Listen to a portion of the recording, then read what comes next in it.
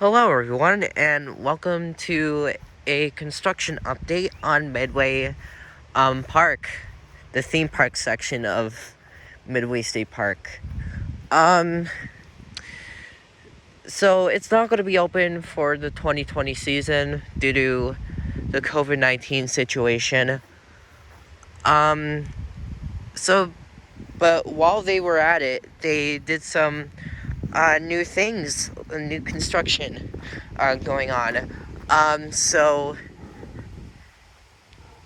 basically, they got funds from Governor Andrew Cuomo, and they used them to build this playground over here, this in-park playground. That's neat.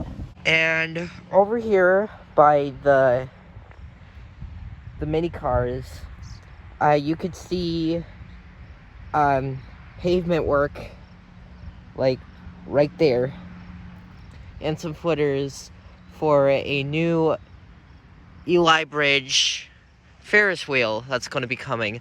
And there's also groundwork behind the miniature golf course for a new thrill ride, a new Alan Herschel thrill ride that's known as Twister, and it originally came from Lakemont Park at Altoona, Pennsylvania.